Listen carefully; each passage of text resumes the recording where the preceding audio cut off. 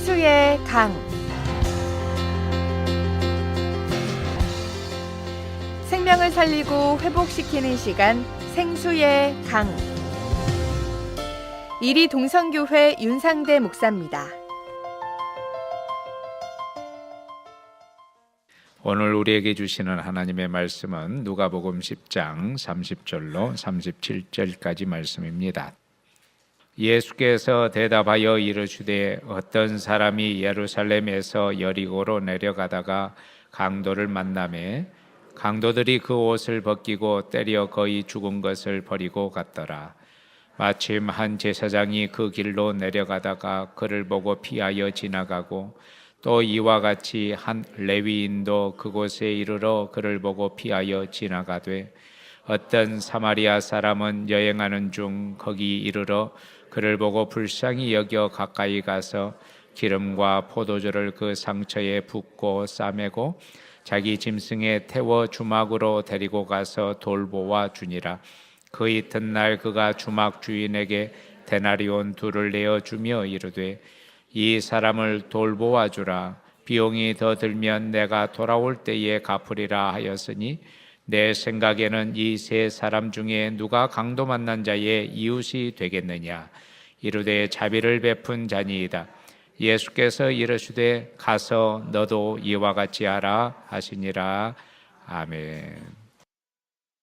사람은 혼자 살아갈 수가 없는 존재예요. 사람을 그래서 사회적 동물이라고 그래 말하는데, 우리가 한문으로 사람 인자를 보더라도 이렇게 서로 기대어 서 있는 그런 모습이죠.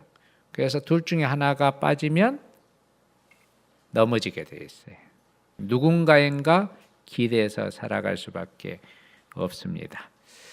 그래서 내가 있고 너가 있는 거예요. 나하고 너가 있어야 사람은 행복을 느껴요. 그런데 그 너라고 하는 대상이 가정에서는 남편일 수 있고 자녀들일 수 있고, 또는 남편인 경우에는 내 아내일 수도 있고 또 자녀들일 수도 있고, 교회에서는 누굴까요? 옆에 있는 분들 한번 쳐다보세요. 그분 때문에 내가 행복한 거예요. 그분 때문에 내가 이렇게 서 있을 수 있거든요. 그분 때문에 행복한 거예요. 그런데 우리가 살아가면서 이런 생각을 할 때가 있어요. 나만 잘하면 되지, 나만 잘하면 행복할까? 여러분 그런가요? 나만 잘하면 행복하나요? 나만 잘하면 되지. 아니에요. 나도 잘해야 되지만 너를 잘 만나야 행복한 거예요. 지난번 SBS인가 안철수 씨가 나와서 대담을 했다고 그래요. 그런데 안철수 씨가 이렇게 얘기를 했대요. 대담하는 프로그램에서 당신에 대해서 조금 강하지 못하다, 우유부단하다. 그래서 대통령에 나오면 좀 그런 것들을 사람들이 좀 걱정을 한다. 이런 이야기들을 하니까 안철수 씨가 이렇게 얘기를 했대요. 나는 의대를 나와서 의사 생활도 했습니다. 그리고 나중에는 안랩이라고 하는 큰 회사의 경영자도 해봤습니다. 그리고 서울대에서 교수로 강의도 했습니다. 그럴 때까지만 해도 나는 무슨 생각을 했냐면, 의사 생활을 하고 한 회사의 CEO가 되고 이럴 때 여러 가지 오해가 생겼을 때, 다른 사람이 나에 대해서 오해를 하거나 그럴 때 나만 잘 살면 그런 것들이 나중에 없어지겠지, 이런 생각을 가지고 살았다는 거예요. 그런데 이분이 정치를 하게 되니까 정치를 하면서 생각이 바뀌었다는 거예요. 나만 잘하면 된다는 것이 아니라 정치에 들어서는 순간 너가 존재한다는 것을 깨달았다는 거예요. 그러니까 하염없이 내가 야당이면 여당에서는 하염없이 나의 허물을 가지고 계속해서 공격하는 그 세력이 존재한다는 것을 알아서 이제는 나만 잘하면 되지가 아니라 나에 대해서 잘못 오해되어지는 일에 있어서 자기 스스로가 적극적으로 해명해야 될 책임을 느꼈다, 이렇게 얘기를 하더라고요. 그러지 않으면 그 잘못된 정보나 오해가 계속해서 자기를 괴롭히기 때문에 정치인은 해명할 책임을 가진다. 상당히 괜찮은 얘기예요. 이처럼 사람은 내가 있고 너가 있어요. 그래서 나만 잘하면 되는 것이 아니라 너를 잘 만나야 돼. 오늘 성경 본문에 보면 예수님께서 일명 선한 사마리아인의 비유를 말씀하셨는데, 이 선한 사마리아인의 비유에 보면 세 종류의 이웃이 나옵니다.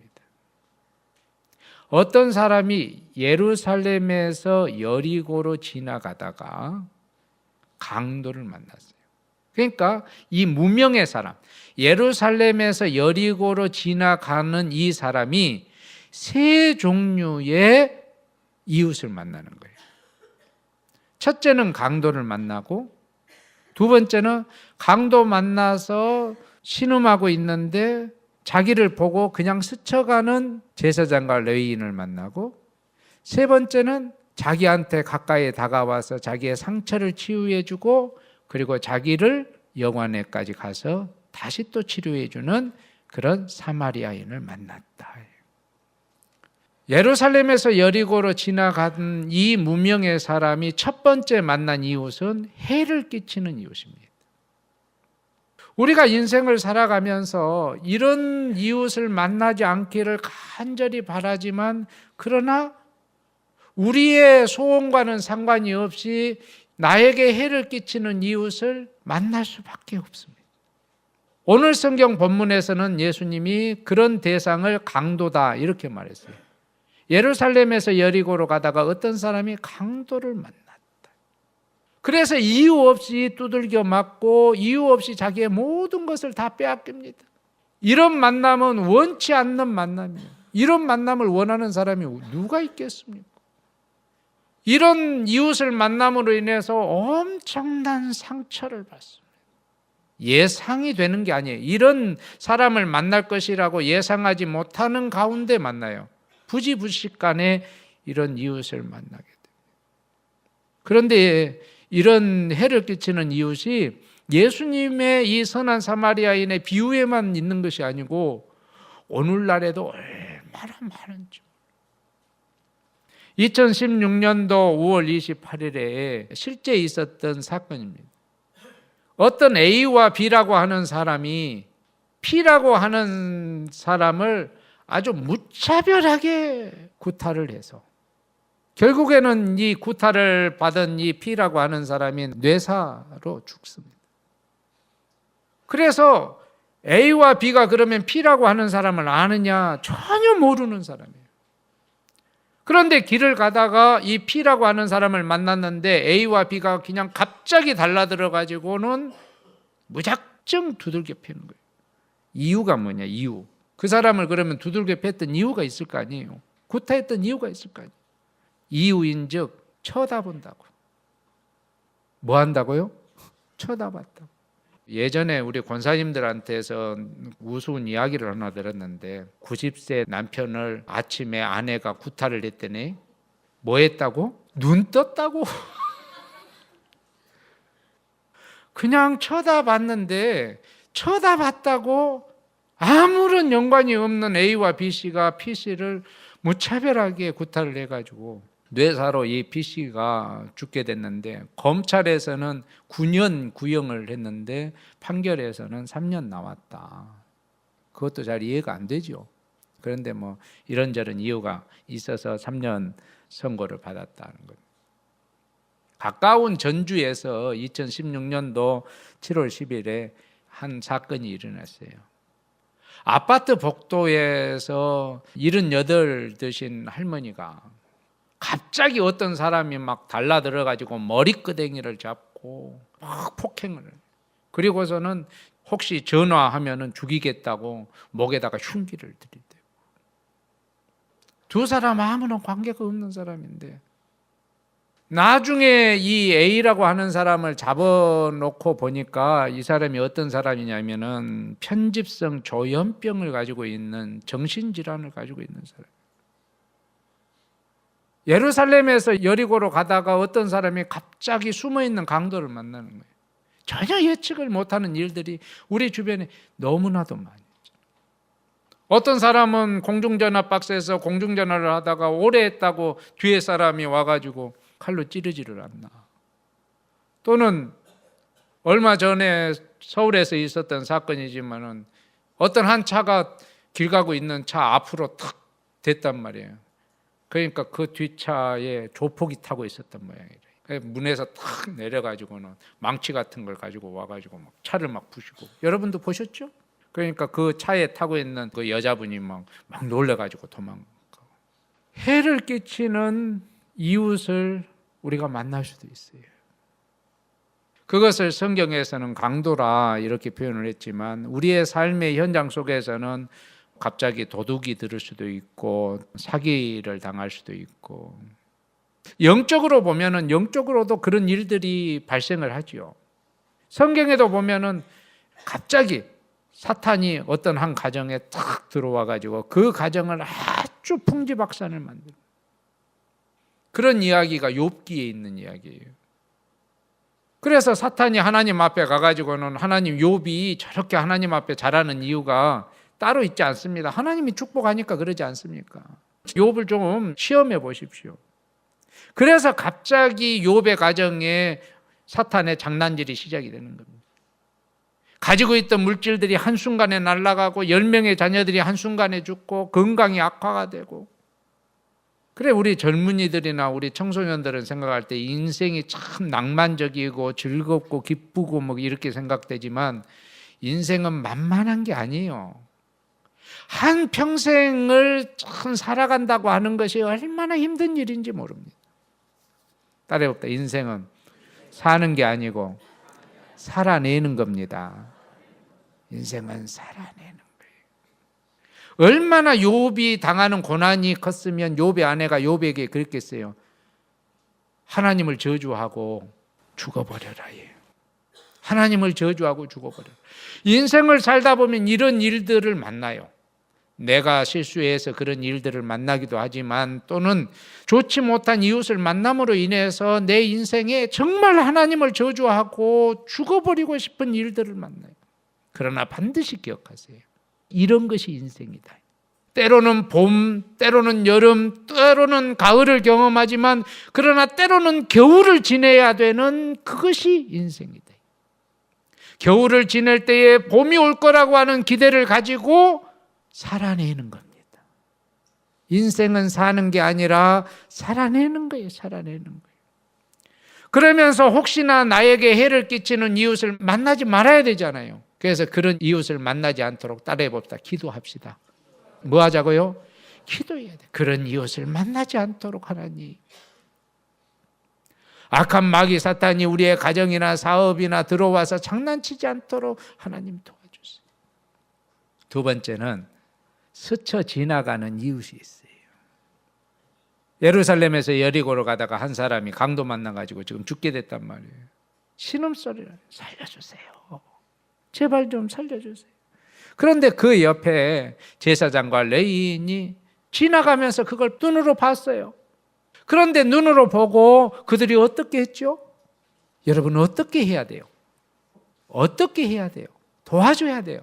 그런데 그들이 보고 피하여 지나갔습니다. 죽어가는 사람을 외면해버리고 말았습니다. 이 제사장과 레위인은 종교적인 인물들입니다. 지금으로 말하면 목사님, 장로님 뭐 이런 분들이죠. 종교적인 인물들. 그들은 하나님의 말씀을 너무나도 잘 알고 있었어요. 율법을 너무나도 잘 알고 있었어요. 이 하나님의 말씀을 둘로 딱 줄이면 뭐냐면 하나님 사랑, 이웃 사랑입니다. 따라해 봅시다. 하나님 사랑, 이웃 사랑. 내 이웃을 내 몸과 같이 사랑하라고 하는 이웃 사랑을 모르고 있었던 것이 아니에요. 다 알고 있었어요. 그런데 아는 대로 행동하지 못했어요. 그래서 이 제사장과 레위인은 피하여 지나가 버립니다. 자기가 알고 있는 율법대로 삶에 적용한 것이 아니라 율법을 아는 것과 삶은 따로따로였습니다. 여러분, 종교적인 지식이나 종교적인 신념이 행동으로 옮겨지지 않으면 사도 바울은 이것을 뭐라고 표현을 했냐면 소리나는 구리와 울리는 꽹과리라 이렇게 얘기했습니다.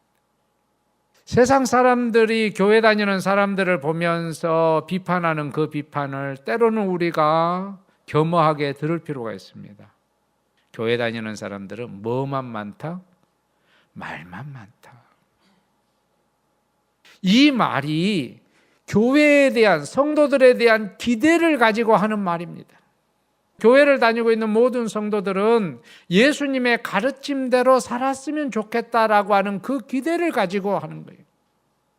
아는 것을 말하지만 말고 아는 것을 행동에 옮기면서 살아라 하는 그들의 기대입니다.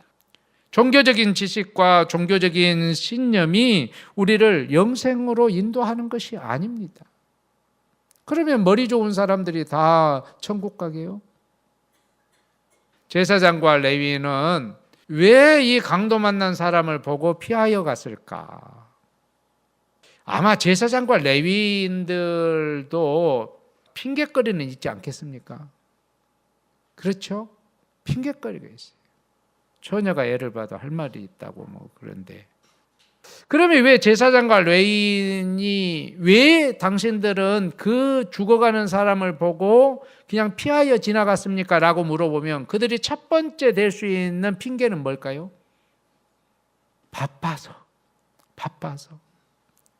여러분, 생명이 귀해요? 바쁜 것이 귀해요? 생명이 귀한 거예요. 제가 실제로 그런 예가 있는데요.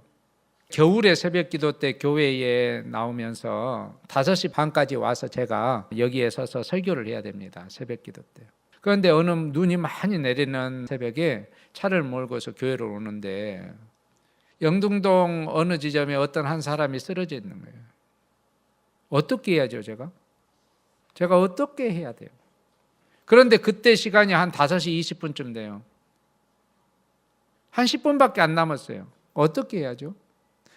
차에서 내려서 그 사람의 상태를 보고 혹시나 얼어 죽을 것 같으면 병원에다가 간다든지 112에 전화를 하거나 119에 전화를 해서 그 조치를 취해야 됩니까? 아니면은 5시 반에 설교해야 되니까 그냥 모른 척하고 와야 됩니까? 여러분이 대답해 보세요. 차에서 내려서 그 사람 상태 보고 깨워보고 112나 119에 전화를 하고 그거 오면은 대치하고 그러면 제가 없어도 부목사님이 와서 오해는 하겠죠. 아예 목사님이 오늘 주무시다가 오늘 못 나왔나 보다 이런 오해는 할 수 있지만 그것은 제가 나중에 다음 날 새벽에 얘기를 해준다든지 아니면은 주일날 제가 이런 일이 있어서 그날 새벽에 제가 못 나왔습니다. 얘기하면 다 풀릴 수 있는 일이에요. 그러나 그 사람에게 있어서 골든타임을 놓쳐버리면 그 사람 죽는다고 그러면 세상에 생명보다 귀한 건 없어요. 생명보다 귀한 건 어떤 명분도 생명보다 귀한 건 없습니다. 바빠서라고 하는 이유는 좀 궁색한 것 같아요. 이 제사장과 레위인이 될 수 있는 더 적극적인 핑계는 혹시나 강도가 어디 숨어 있다가 나도 그런 일을 당하지 않을까 하고 자신의 안전 때문에. 그런데 여러분 이렇게 생각해 보세요. 제가 길을 가고 있는데 어떤 고등학생들이 중학생 하나를 잡아놓고 세상 말로 말하면 용돈을 뺏는 거예요. 용돈 뺏는 거예요. 그런데 지나가면서 우리가 느낌으로 알아요. 아, 얘가 지금 당하고 있구나. 이건 느낌으로 알아요. 거기를 이제 지나가는데 여러분 어떻게 해야죠? 그 중학생 아이를 도와줘야 됩니까? 아니면 그냥 모른 척하고 지나가야 됩니까? 요즘 청소년들 무섭습니까? 무섭지 않습니까? 엄청 무서워요. 청소년들 엄청 무섭다고요. 김정은이가 우리나라 못 쳐들어오는 이유가 중학교 2학년 애들이 무서워서 못 쳐들어온다 그러잖아요. 아, 무서워요. 제 여동생이 있는데 제 여동생이 딸이 둘 있는데 둘째 딸하고 제 여동생하고 말다툼을 하다가 제 동생이 딸한테 이렇게 야, 엄마 갱년기인데 엄마 좀 이해해 주면 안 되겠냐? 그러니까 그 딸이 하는 말이 엄마 나 사춘기인데 엄마가 나 좀 이해해 주면 안 돼? 그러더래요. 청소년들 무섭단 말이에요.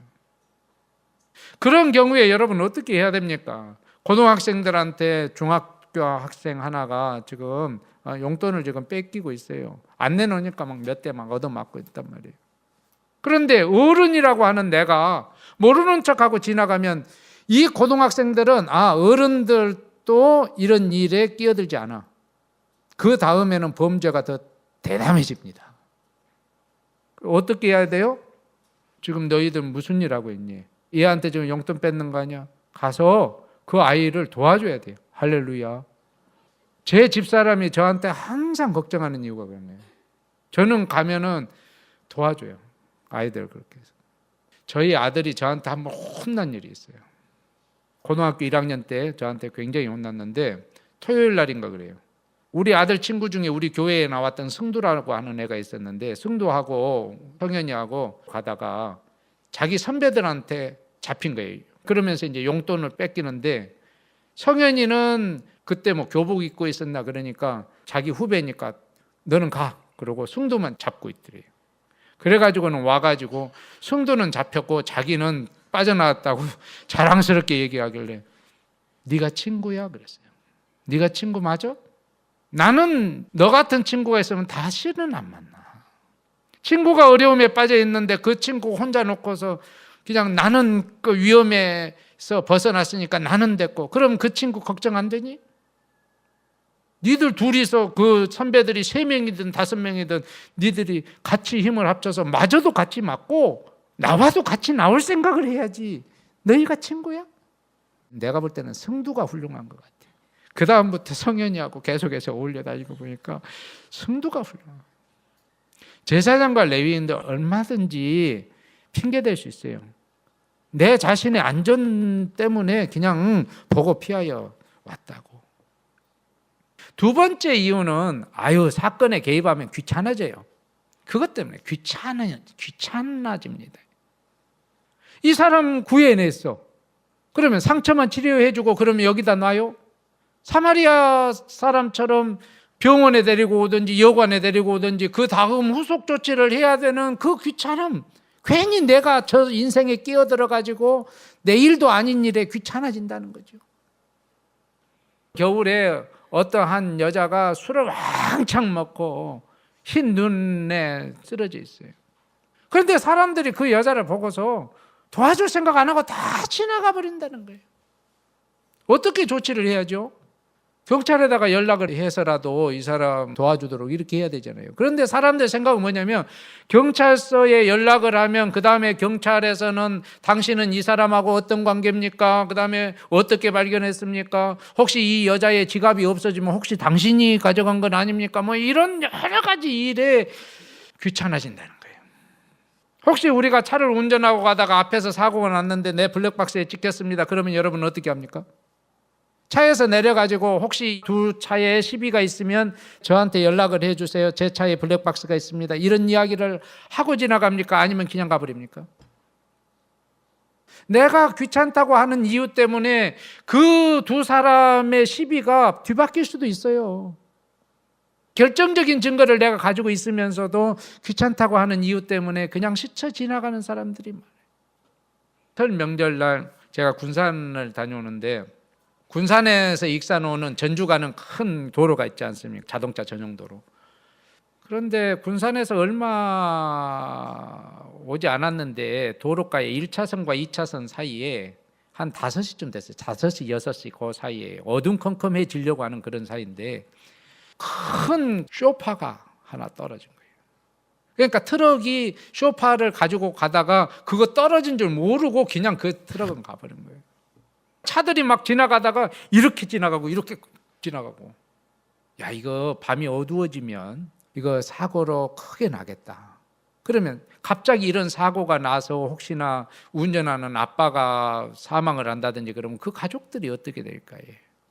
그래서 집사람한테 빨리 112 전화를 하라고. 어느 지점에 지금 이런 게 떨어져 있습니다. 빨리 조치를 해주세요. 경찰이 고맙다 그러더라고요. 혹시 내가 귀찮더라도 그런 일들을 해주면 뭔가 그로 인해서 한 생명이 살아나는 거예요. 생명보다 중요한 건 없어요. 생명보다 중요한 거. 그런 일을 내가 당했다고 생각해 보세요. 차를 운전하는데 갑자기 어두워져 가지고 쇼파가 갑자기 확 눈에 들어와서 틀었는데 옆에 가는 트럭하고 받았다. 그런 일을 내가 당했다.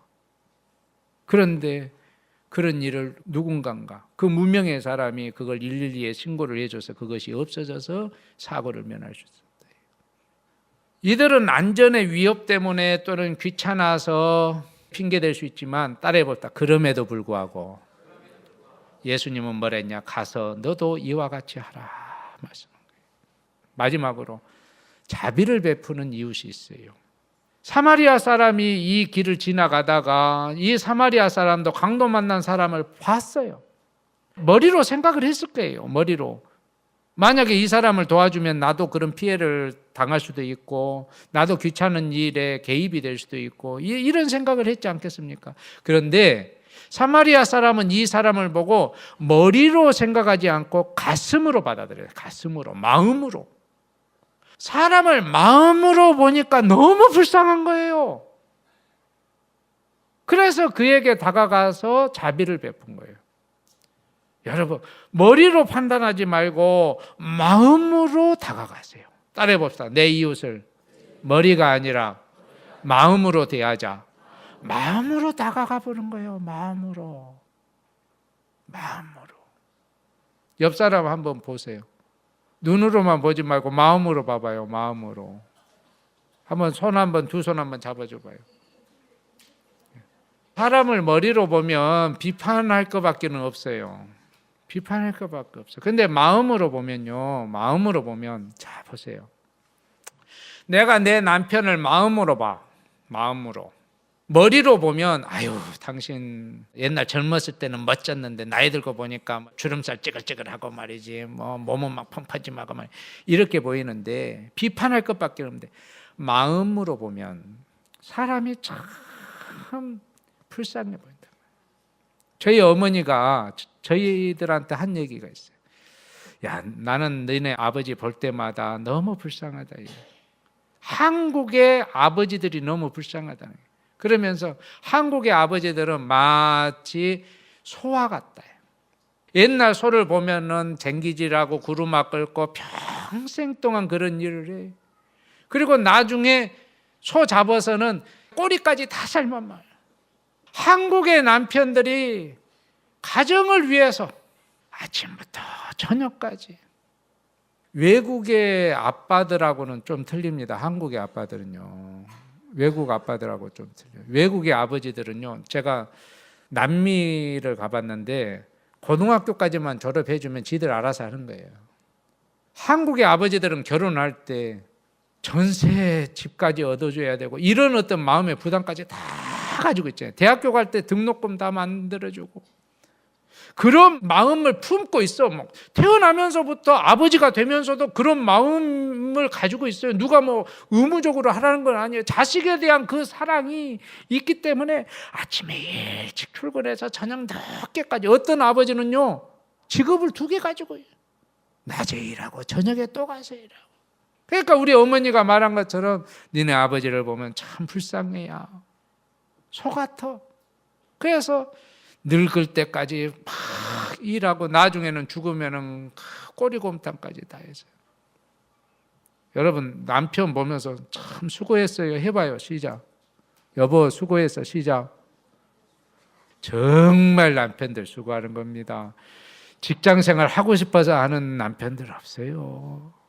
그런데도 얼마나 수고하는지 굴욕을 느끼면서도 그 직장에 계속해서 다니는 경우도 있어요. 그러면 우리 아내들을 보세요. 아내들. 한국 사회가 남편 혼자 벌어가지고 가정이 이루어질 수 있는 그런 구조가 아니에요. 아내들도 식당에 나가서 일을 한다든지 아니면 자기 직업을 가지고 일하고 막 그렇게 일을.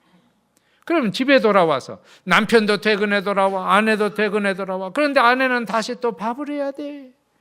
설거지 해야 돼. 그리고 빨래 돌려야 돼. 그런 아내를 볼 때 얼마나 마음으로 내 아내를 보면 너무 불쌍하고 안타깝고 그러는 거예요.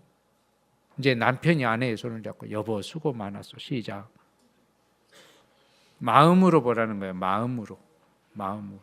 제가 우리 부목사님한테 늘 하는 얘기가 수요일 날 설교 준비 잘 하십시오. 주일 날 설교 준비 잘 하십시오. 우리 교인들 새벽부터 저녁 때까지 일터에서 그렇게 수고하고 수요일 날 목사 설교 하나 듣고자 여기 옵니다. 나 같으면 못 옵니다. 그냥 집에서 쉬고 싶지. 그런데 그 마음으로 오는 사람들에게 정말 설교라도 잘 준비해서 해야 됩니다. 교인들을 마음으로 보면 불쌍하고 안타깝고 여러분 자녀들을 보세요. 마음으로 자녀들을 보세요. 이 아이들이 우리와 같은 그러한 인생을 살아내야 되는 이 아이들을 보면 너무너무 불쌍하지 않습니까? 우리 자녀들이 우리 엄마 아빠를 바라봐요. 마음으로 바라봐 보세요. 그러면 우리 엄마 아빠들이 너무너무 힘들었던 거야. 그러면 집에 가가지고 엄마 오늘 내가 음식 쓰레기 버려줄게. 내가 쓰레기 버려줄게. 그 말 한마디가 엄마 아빠의 마음을 아주 흐뭇하게 해요. 할렐루야. 그래서 머리로 보지 말고 마음으로 봐라. 마음으로. 그러면 그 사람의 손을 잡아줄 수 있고 그 사람을 안아줄 수 있고 그 사람을 위해서 기도해 줄 수 있고 그 사람을 사랑하고 도와줄 수가 있는.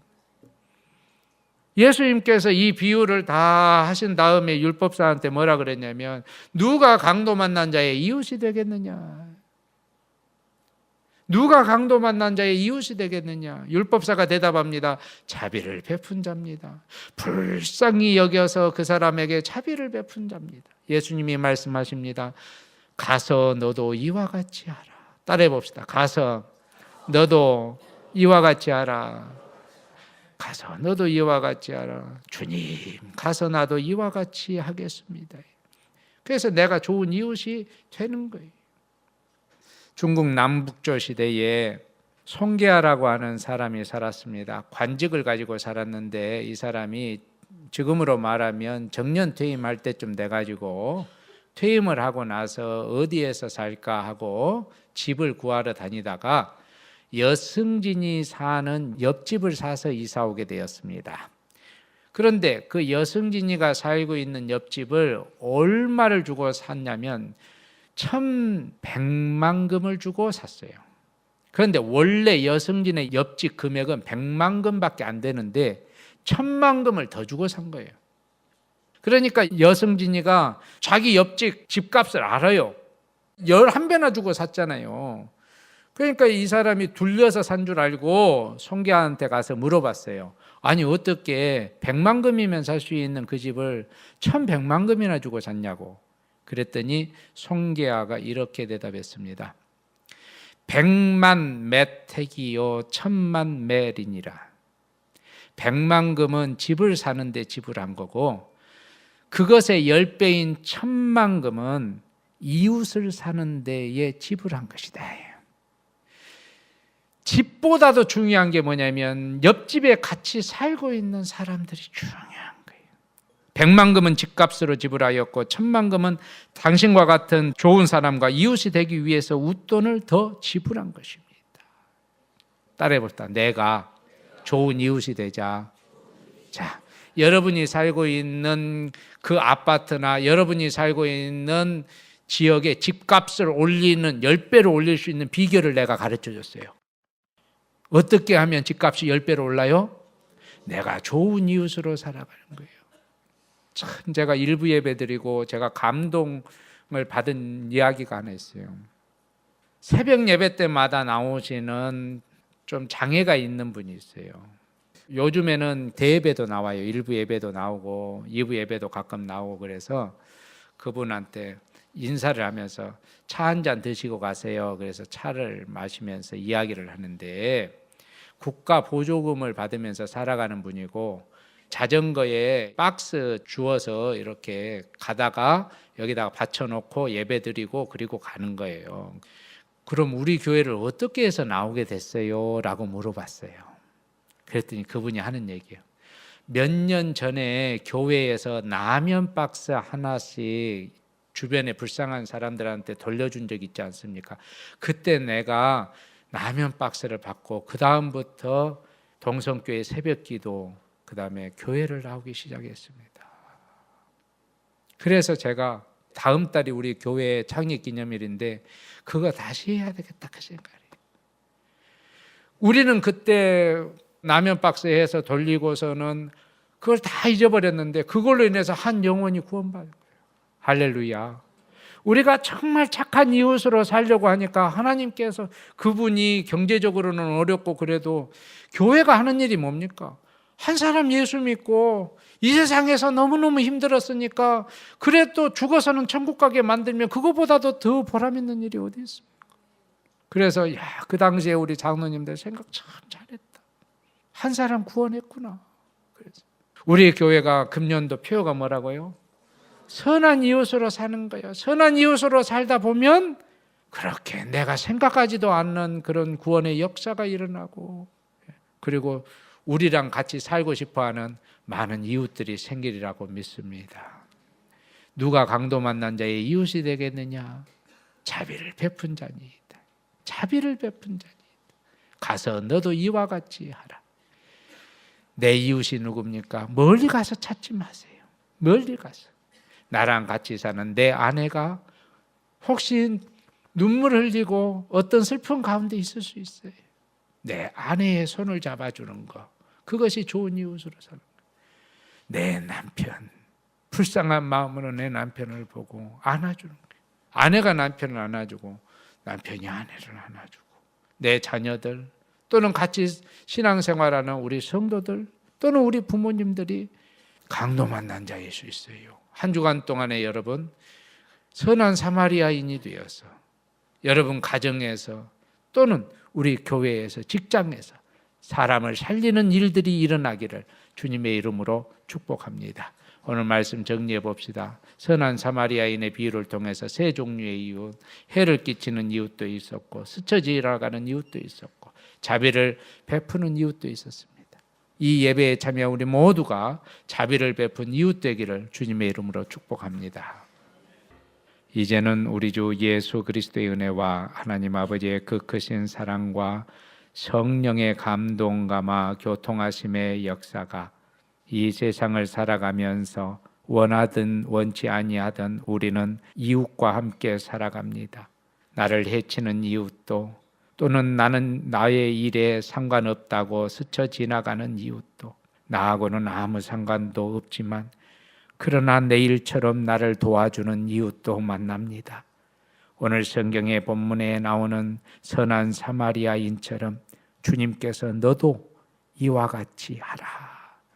우리가 우리 교회에서, 가정에서, 직장에서 선한 이웃으로 살아가기를 원하는 우리 모든 성도들과 이들의 가정과 산업과 직장과 자녀들과 해외에 나가 있는 우리의 가족들과 군에 있는 우리의 아들들과 병상에서 주님의 은혜를 더욱 간절히 애타게 기대하는 우리 환우들 머리 위에 지금부터 영원토록 함께 하시옵기를 간절히 축원하옵나이다. 아멘.